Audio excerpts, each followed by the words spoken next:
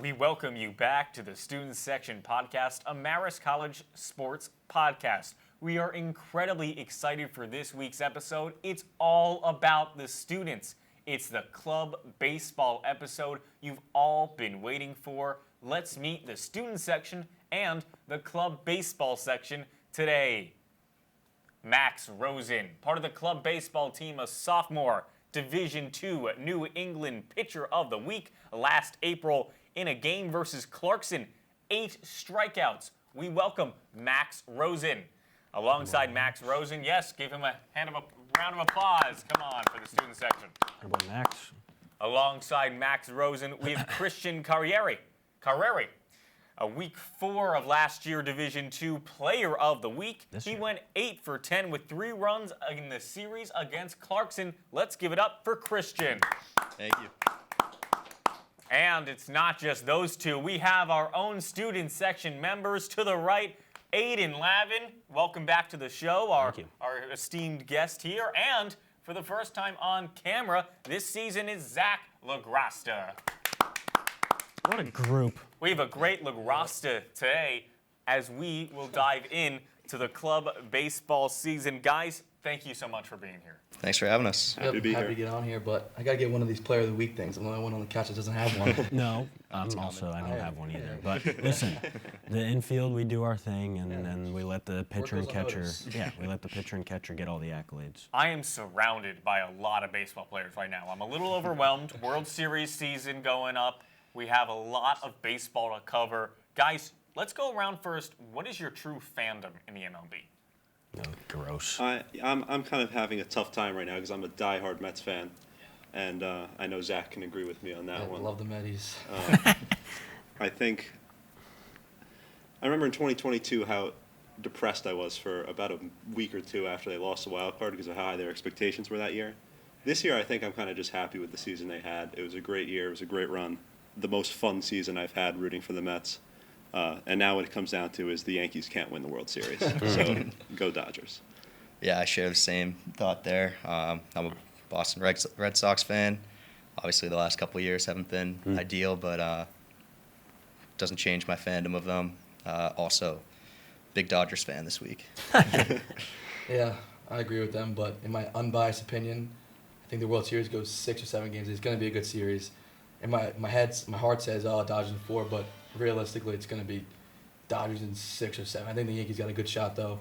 Either way, I can see it going, but I'm a Mets fan, so I'm going to go for the Dodgers. Mr. Lavin, Mr. Bay himself, Bay Area. It is crazy that we're in October, and, obviously there's games being played in L.A., but the games in New York, at this point, not much different. I mean, we're wearing shorts on the set, some of us, and that's not what you expect in the October baseball. You expect the big shiesty mask and the neck, all the long sleeve, long john stuff, and that's not what it is at all. There is one difference though. What's that? This seat on the couch is not $1,500.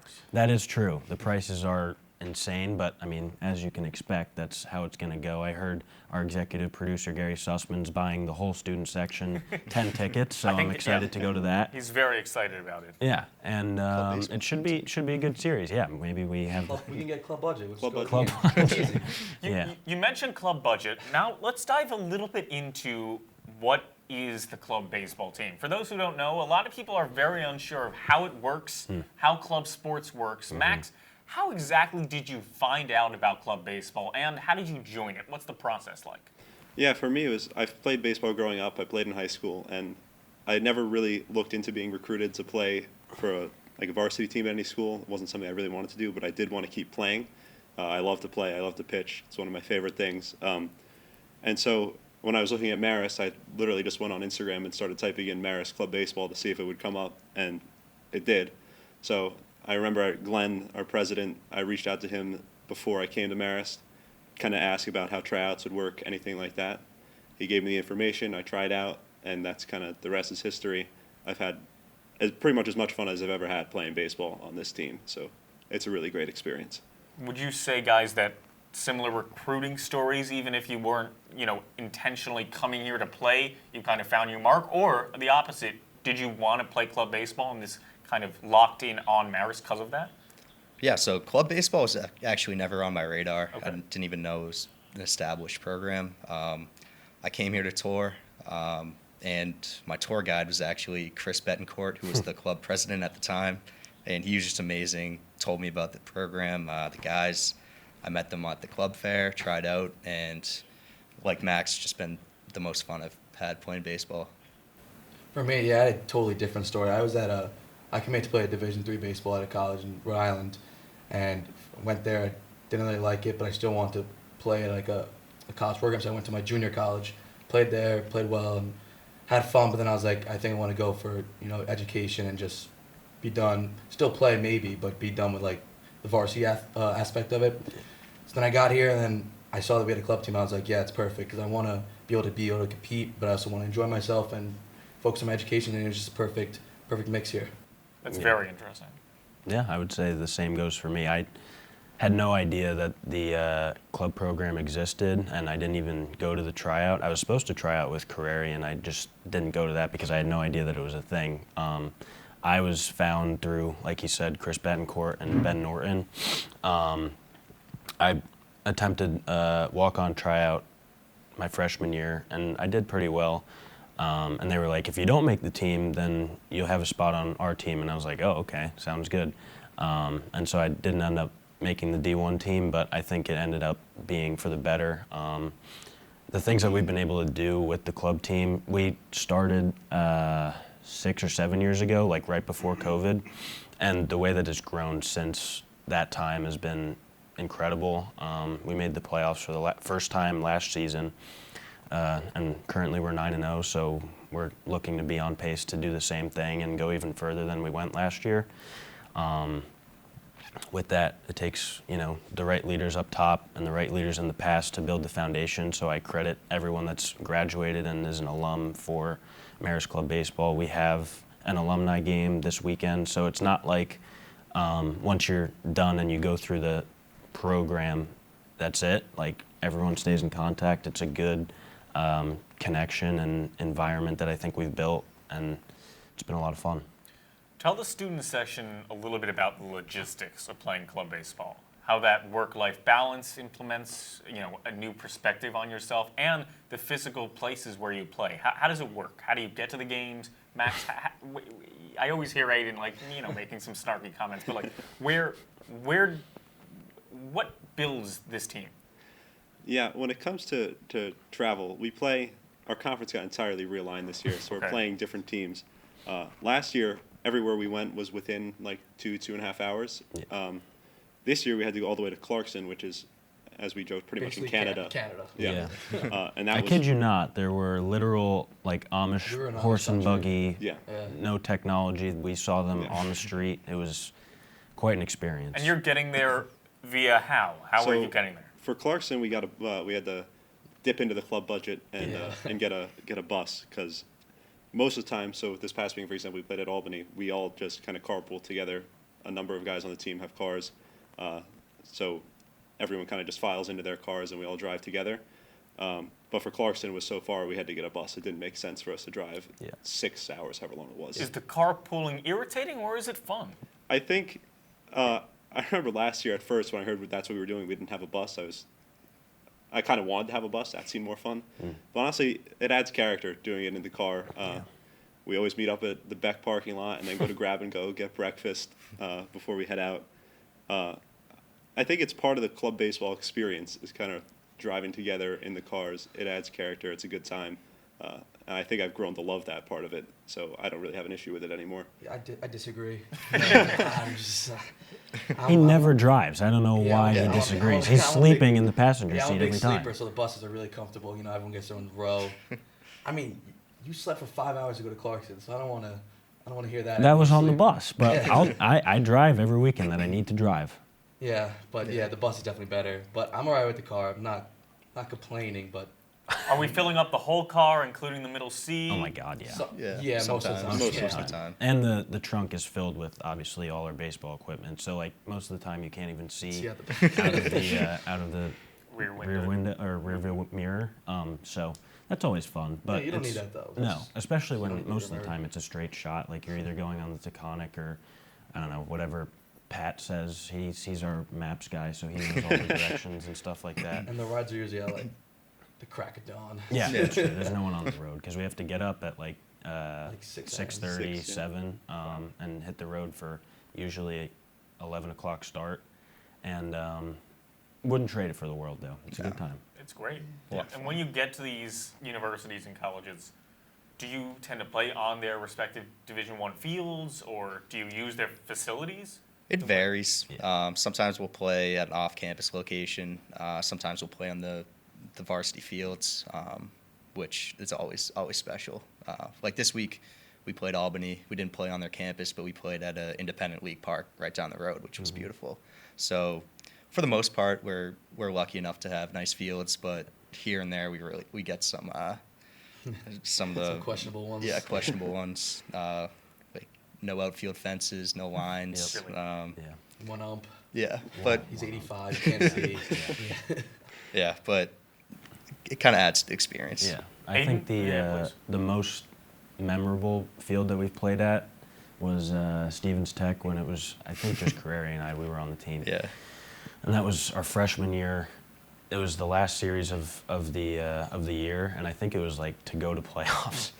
And there were trees hanging over. So like rather than a wall, you just have a bunch of trees. So if a ball hits the sticks or the branches of the trees, it's still in play, and you just have to play it off the trees. And there was no fence. There was a house literally like This is in Hoboken, right? yeah, pretty close to it. And then there was a house like maybe 15 feet behind the field, and on the other side in left field there was just a big hill that you had to run up like the Astros used to have. Wow. So it was a good time. Yeah. Yeah. You mentioned fields and how you've kind of progressed. Aidan, talk a little bit about this season and your big accomplishment that you just had. Yeah, we were able to pull off playing at Heritage Financial Park, which is the affiliate for the Yankees. The Hudson Valley Renegades play there. It's like 25 minutes from here. And last year we discussed doing it. Myself as the vice president and Glenn the president, we were discussing doing Dunkin' Donuts Park. I don't know if you're familiar Yes. with that, but it's in Connecticut. And I think he's played there multiple times, so he was like, we should do that. But I think the more feasible option, and it turned out to be really good, was playing somewhere local so that we didn't have to drive to, because that wouldn't really make much sense, is driving to somewhere where it's still us as the home team. We wanted to keep it somewhat close, so the Hudson Valley Renegades were very nice and accommodating to everything that we wanted. We played Siena for one game Friday night under the lights. We brought the Boys and Girls Club. That was fun. Allowed them to go on the field before and after the game, and I think they really enjoyed that experience.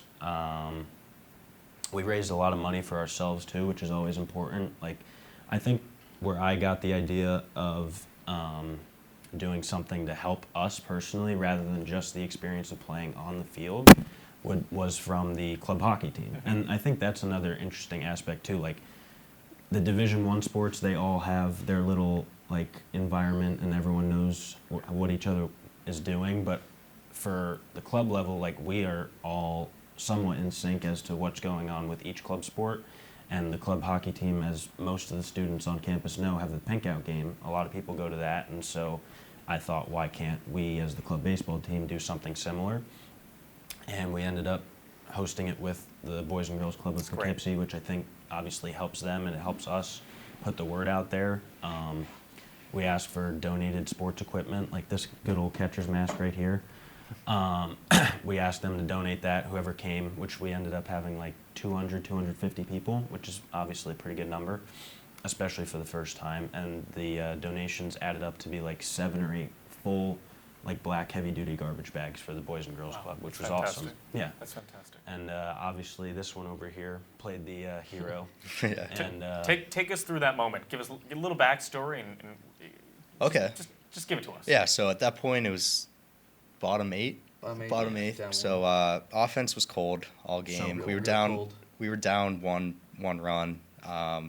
LaGrasta got on. I got on base. Yeah. So I gotta Everyone forgets about it, but I was there. I gotta go back and explain how you got on first. oh yeah. Oh, So God. first he hit a pop fly down the third base line by the third base bag, How to backspin and on it. but had backspin, and the ump said that it landed in front of third base, making it a foul ball. But then they overturned the call, so he's on first base. 3 times. And then they talk again, and they overturn it the second time, so he has to go at bat again. Wow. And I think first pitch he First hits a pitch. double. Yeah, double. So Okay. we So have it worked a out. runner. Not that it mattered. I could have walked. It could have been on any part of the base, and he just hit a 500-foot home run. But at that point, I think it was 1 out. The whole game, I'd been getting soft stuff, curveballs, struck out on a good changeup early. I think I got to a 1-1 count, and I got a hanging curve. And at that point, I was all over it.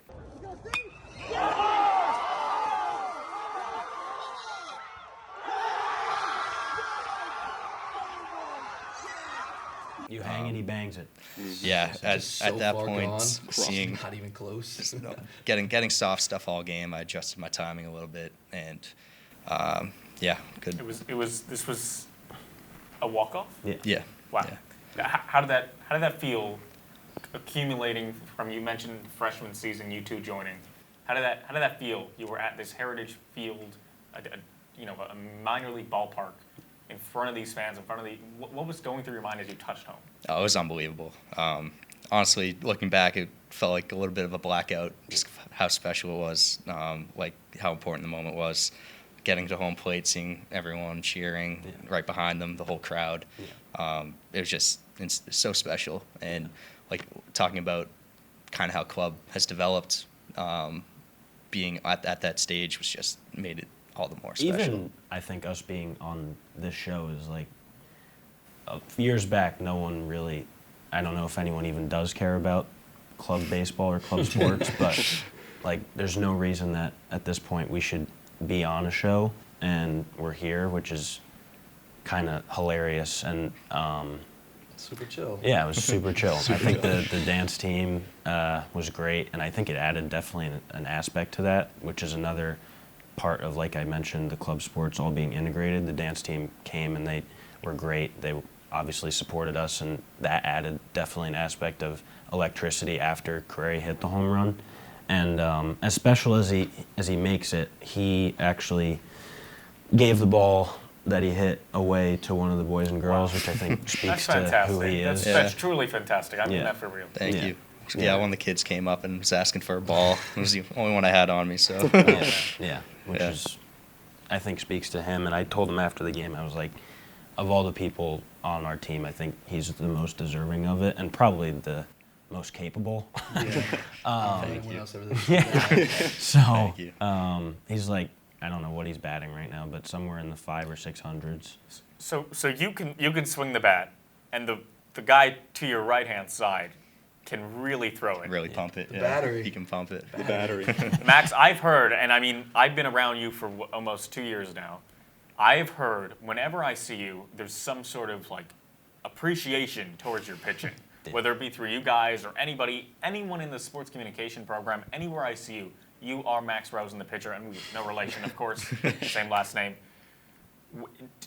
Were you? I don't want to say were you brought in like this, but have you grown, or are you just kind of you can naturally throw the ball? Well, I don't know if I deserve all that recognition or being recognized as the pitcher, but Yes. I mean, in high school I didn't even start. Actually, I came out of the bullpen in high school. I thought I deserved to start, but I didn't. And so, coming in here, it was kind of I didn't know what to expect with what the level of talent with club baseball would be. I was just hoping to be on the team and maybe play. And then I remember after I tried out and made the team, I kind of just starting game one. We were a little short on pitching last year, so that kind of opened up the opportunity. And I just kind of ran with it. I had a good year last year, and I've kind of been able to carry that forward this year. So that's kind of how it happened. Is he being generous, or is he the real deal? She asked Oh, his he's a roommate big how he deal. is at pitching. He'll Yeah. tell you I'm terrible. Yeah. He'll tell you I'm the worst pitcher he's ever seen. Yeah, Mike Schiavone's always giving him crap, but that's what makes club fun, I think. Like, we, Good balance. yeah, we always, as much as we do care and love each other, like, we're gonna give everyone a hard time all the time, because that's just that's baseball. It's a good locker room environment. We had a few watch parties with the Mets and Yankees, and there was a lot of chirping because, as you can see, they're all Mets, Red Sox fans, and there's obviously Yankees fans on the team. So that was a good time. And we do the same thing on the field. Like if someone messes up, I think it helps by just like telling them how bad they are, and rather than the Dutchess game, the Clark's, at the stadium. Yeah, we were getting no hit through 5 against Yeah. maybe one of the worst pitchers we've seen all year, and we were getting no hit. So yeah, we had to line the mood a little bit. Yeah. Just, I went over to Lavin, he got out. I was like, you can't do that. Yeah. And it's true, you can't. But I think that little, like Zach is, and that's the funny part is on that home run that Carrieri hit, Zach shows like he doesn't really get passionate or anything like that. He's always like super chill, as we say. But on that home run, there's a video of him punting his helmet from home plate all the way to first base, and that was an experience. Yeah, I was got a little excited there. Going back to the kind of giving each other a hard time though, it's also part of like picking each other up because you don't want to see someone showing emotion in the dugout, being upset with themselves. So if something bad happens, like you get out, you give up a home run, like There's no crying in baseball. no crying in baseball. But you give a little snarky remark at them, maybe they'll laugh and realize that it's just club baseball at the end of the day, and shouldn't be kicking yourself over that stuff. So it's also kind of picking each other. I think I take credit for Curry's second home run because I never hit home runs ever in my whole life. I hit like only a couple, and I hit one this year, and he only had one, so we both had one, and I was like, yeah, the two big hitters both got one home run. So, and then finally, like a week or two later, he hits one, and so down to second place. Yeah. I think that this is all kind of part of the club baseball kind of experience, in that we want to win, and we talk about how we want to go to the playoffs, we want to win, but at the same time, it is club baseball, and we're all playing club baseball because we love to play and we want to have fun doing it. So while it can be frustrating when things don't go right, there's a certain level of, we're just here, let's have a good time. Obviously, we play well, it's even more fun than if we aren't playing well, but I think it's kind of the perfect mix of serious and we want to win, and let's just have a good time Having and a good play time as baseball. friends, right? Yeah. Absolutely. Do you think, as unfortunately you wrap up your Marist career, you're coming into your third year next year, you're wrapping up your Marist careers, would you say that joining this club baseball team was not just the right move, but made you feel at home? Yeah. Absolutely. Yeah, 100%. 100%. It's not easy as a freshman ever. Like, you have to find your place, and I know from my friends at other schools and even my brother, like, you need a group, and I think there's no better group to have than continuing to play a sport that you love. And from freshman year, like, obviously they embrace you because you're part of the team, and whatever you do with that as you get older and stay a part of the team, that's your choice. Some people decide that it's too much for them and they don't want to continue playing, but I feel like even those people are always welcome back, and we still have a place in our heart for each player on the team, whether they make it all 4 years, they only play a year. It doesn't even the people that try out and don't make it, like, we still are going to say hi to them as we walk past them, and I think that is something special, and it is definitely a sense of belonging. I know it's a kind of a cliche around here, but it's also, I think, the Marist way, in a good way. You see that with everybody, whether it be Division I sports, whether it be us in the Student Section podcast, or anything in the sports media. Anywhere on campus, there's just fantastic camaraderie. Tight-knit community. Yeah. Tight-knit community, and I think you put it perfectly. The club baseball and the club hockey, even though they're not of that Division I level, fans still come out, friends still come out, family still comes out.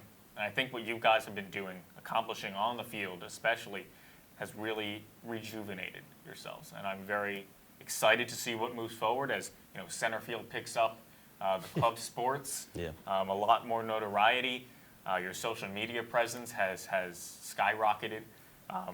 There's a lot of great things. Social media. That's all Max. All Max Rosen. All Max. Media. And Mike Schiavone, right? Mike Yeah, Schiavone? let's not give him too much credit. But on the outsider perspective, I'm seeing all these things pop up in club sports, and particularly you guys. And I just want to give you guys a congratulations, because it's great. We are so happy that you joined us here on the show. Spread the word a little bit. Yep. And It's also a credit to Steven D'Alessandro, the club director now. He came in last year, and I think the reason why you're seeing as much as you do for club sports is because he tries to promote it as much as possible, along with Alexa, his assistant director. It's been incredible to work with them as someone who is on the executive board for club baseball, and I realize that he does things very by the book, and he's very strict about making sure that everything gets done, but I think that's really the only way that things do get done. So he's been great, and I just want to thank him for everything that he's done for us. Yeah, we're blessed with like great resources here through even the Stephen. athletic department. Like Tim Murray throughout the first pitch at the Siena game, he showed us support. It was a strike, and too. It was a strike. It was a I don't dot. expect Yeah. any less from Tim Murray. Yeah. Might have been a hanger, but it was a strike. Yeah, Carrieri would have hit it out of the park. But that's neither here nor there. And the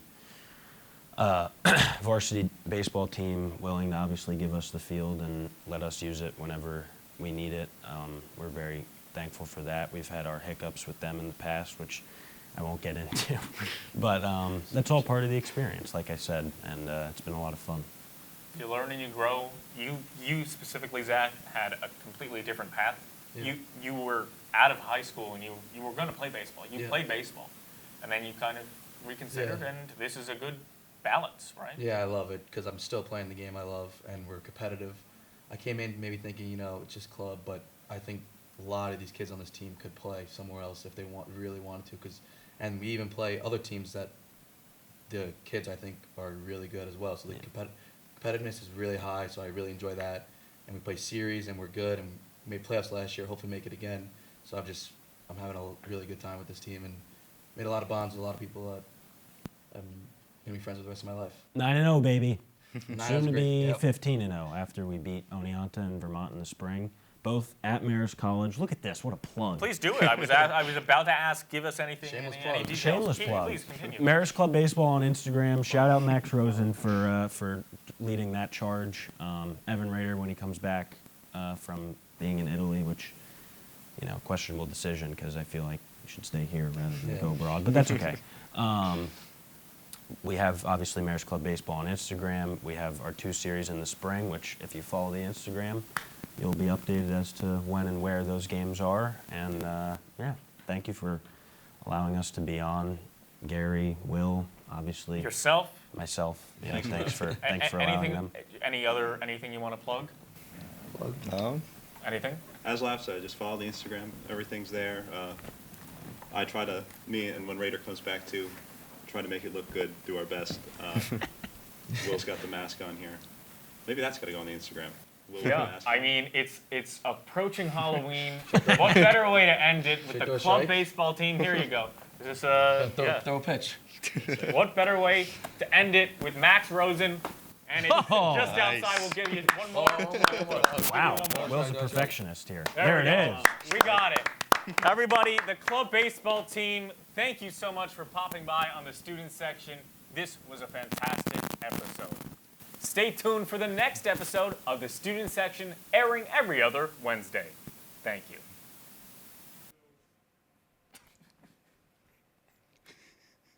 Oh, we're back. We were just joshing, and it's time for episode 2, Just Joshing, our segment with Josh Chrysler, and we are also joined by Robert Seifer. Guys, we are excited for this segment of Just Joshing, where Josh Chrysler will tell us something, we'll debate, and we'll talk, and we'll learn a little bit about each other. Yep, Okay? I like it. I always am excited for this one. And in the back, there was lots of talk about it, so I'm really excited about what it is. Josh, I bring my hosting duty over to you. All right, so it felt fitting for our club baseball episode to ask you guys a baseball question. So we all know the Yankees made the World Series. A big part of that has been Juan Soto. He's been a huge part of the team. I think regardless of the result of the World Series, as soon as the season ends, all conversations are going to shift to Juan Soto free agency. Of course, the Yankees want to keep him. There's going to be some competition. Between media pundits and odds makers, it seems like the Mets, the Dodgers, and the San Francisco Giants seem to be teams that the Yankees are going to have to watch out for. So I wanted to ask you guys what you think it's going to take to re-sign Juan Soto. And if he does leave, who's the biggest threat to take him away? Sure, I'll get us started. Just Joshing, good question. I think if the Yankees, I'm gonna give a statement here. The Yankees win the World Series. my belief is Juan Soto will return to the Bronx. I don't think any other way it will happen. The money, it's a blank check. I mean, he is so young, and he is so good. He's going to be perennially the top 3 best player in baseball. I don't think that he's going to want to go at that point, and I don't think the Yankees, whether they were conscious of the money prior, are going to say, hey, we won the World Series. Goodbye. It's not going to happen. If the Yankees win the World Series, Juan Soto is in the Bronx. Yeah, I don't know. Just there's a lot of nervousness around the Yankees because, like, I was reading that 15 years for Soto, which is, I think, got to be the longest in length contract. Given that he's 25, it makes sense. And then the money, I think people were saying that he wouldn't reach Shohei's numbers, which makes sense because he's not pitching. But he's got to be damn close to it just because of the impact that he's had this year alone, and obviously the future that he holds, being that he's only 25. You would probably get another 10 years of elite Soto, and I don't even know if, I mean, as crazy as it is to say, I don't know if he's at his peak yet because he's 25 years old, and usually that peak comes later for most baseball careers. But that other team in New York is very scary, and Steve Cohen has obviously expressed that he's willing to do whatever to have a good team, and he will spend as much money as necessary. Soto's been not necessarily linked, but I think the Mets have been linked to Soto, whereas Soto's been linked to the Yankees, which obviously bodes well for the Yankees. I don't see him going to San Francisco because I don't think San Francisco is willing to be that aggressive with the current roster that they have.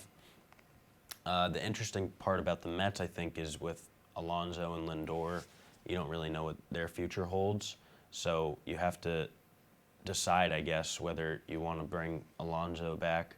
And I think dependent on whether they do or do not, that's going to be ultimately what decides their push for Soto.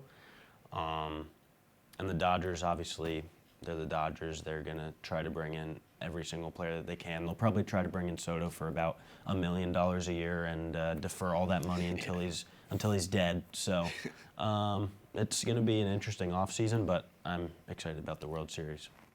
I'm going to take it from your T-shirt. You're probably going to align with me. Yeah, I don't even think there's any chance. This is the furthest they've got in 15 years, the Yankees, since 2009, first time in the World Series. There's no way they let the guy go, let him walk, who just brought him there. That is already one of the most iconic Yankees at-bats. Yeah, there was no way that guy was getting out. This kid's 25. He's not even a kid anymore. He's 25 years old. He's having at-bats like that. He might have not even matured as a hitter, and he's having those at-bats. Blank check. It's not going to be Ohtani, $700 million. I think he'll get a 12-year deal. I'm not sure the exact dollar amount, but I think you're going to get him a 12-year deal. And I don't think there's a chance he leaves. So you kind of started to answer my next question. You all pretty much said blank check. You don't really think the money's going to be an issue. The Yankees can fork it out. So I want to know a prediction of as far as years and actual money. I have some context here. I mean, some of the biggest contracts in overall value, there's not too many to reach over $300 million. You have Ohtani, you have Trout, you have Judge. Judge is making $40 million a year. Ohtani's making $70 million a year. I think that's where it starts at $40 million. I think he's going to make more than Judge. I think he's going to make less than Ohtani. He doesn't pitch. In my head, I'm seeing it somewhere 50 to 55 million. It depends how many years he wants. In the past, he declined a 15-year deal, but it was only $29 million a year. At 25, I don't think he's going to accept a 10-year deal. You don't want to hit free agency again when you're 35 and your value is low. He might want to lock in that high value for more than that, probably like 12 to 15 years. Mm-hmm. So I think it's going to take a team to offer him 50-something a year for 12 to 15 years. It's just a matter of who's going to do it. I think if teams are desperate, they can also drive the price up and have a big impact. I think the Yankees will pay it, but I don't know how high it's going to get. I think with the Nationals, you said they offered him 12 to 15 years. What was it, 12? So the offer was 15 years for $330 million. It averaged out to $29 million a year. Okay, so a couple things with that. The money's not there. And it's also the Nationals. It's not as big a market. And I think he was already kind of working his way out. I think once he left there and he went to San Diego, everyone was kind of like, okay, where's he going to go? He didn't get the money in San Diego. And I think now he's ready to settle. I think you're the ballpark probably 50 to 55 million. I think 12 years. I think that's exactly what they're going to hit. I think I think that's exactly what it's going to be. I'm going to make a very specific estimation here. And if I'm right, student section editors, what to do. I'm going to go 61 million over 15 years with a club option on that 15th year. Okay. Interesting. I think your estimates were like right on the money. I would say that I think he does get over that 50 to 55. I think he'll get 60 because other teams are going to push for the Yankees to pay more. And I would say that he gets 15 years, 60 million per year. I am interested to see, does he take less money? Let's say the Yankees do not offer the most money and the Mets or the Dodgers are offering more. I don't know how much more, but do you think that he would stay with the Yankees given that they're not offering the highest amount? So my issue with that, with Soto, I kind of view him as a mercenary. I think he's going to take the highest offer. The only thing is he wants to be on a competitive team. So if a bad team offered him a few million more than the Yankees, I think he stays. But with the Dodgers and the Mets, he can stay in a big market. He could stay making a huge contract and be competitive. So I think with the Dodgers and Mets, I don't know if there's going to be a hometown discount there. I think those are really quality teams that he wouldn't mind playing for. So if they offer him a better deal than the Yankees, I think it's a serious threat. Josh, you bring up a good point, but I also think we would not be having this conversation if the Yankees either lost in the first round, didn't make the playoffs, or even didn't make the World Series. Be a I lot think it's different. a completely different Completely. conversation we would be having. I would feel I would not feel confident in re-signing Juan Soto if the Yankees didn't make this. I think this entire postseason run, even if they come just a little short or just go over the hedge in the World Series, I think that being in the World Series with the team they have now, they have Giancarlo locked up for a little bit. They have to see what they want to do with Gleyber. They have Judge locked up. They have a bullpen that they can easily re-sign. I think that impacts Juan Soto, and you're seeing all these things with his parents having a great time. That's all media stuff, but I think it really does matter. And in the case, I can't think of something that's a little more a little similar. I'm gonna switch over to, I guess you would say, football with Saquon Barkley. The Giants were not good, right? And this was a Saquon guy who, he was drafted by the Giants, so that's the difference. But if the Giants were good, he was gonna stay. That's not how it was gonna be. And in this case, Juan Soto being in the World Series, I think that impacts it. As silly as it may sound, the Dominican culture that the Yankees also bring is a big part, I think, of Soto's love and passion of New York and the New York fan base. I don't know that the other teams have that to offer, but I also don't know how much that actually will impact him because, as you had mentioned, he's known to go after the money. And I think that's what makes me nervous is that you can't really rely on him for whatever team that he's on, whether he won the World Series with the Nationals and he obviously didn't want to stay. Obviously, like Rob said, Washington's a different market. The Padres, a little bit more prestigious, I guess. And they had competitive teams. They still have a competitive team. And who knows whether it would be with him. Obviously, that was different because I don't know if the Padres were fully willing to budge with what Soto wanted. But you are right. Like, he has not been technically loyal, and he's gone wherever he's wanted to go. So I think the nervousness comes from he is, and credit to him, he's been in control of what he Wherever does. he's been, Washington. He's just so good. Yeah, I mean, also it's great the Yankees got to the World Series because if they lose first round to the Royals or second round to Cleveland, and the Mets go to the championship series, then Juan Soto's like, oh, let's go across town. I'm in the same place. I got my same penthouse, same apartment. He'll go there, same dollar amount. But now you're further than the Mets. You're kind of like, all right, we're the real team in New York. Like, Good point. Right? that's where you got to be. That's a great point. It's huge that they outlasted the Mets because that was that's Soto's probably other suitor. So I don't do think all he four goes of to us think Yankees, that he stays with the I Yankees? think he does stay with the LA. Yankees. I don't think there's a think chance so. he leaves.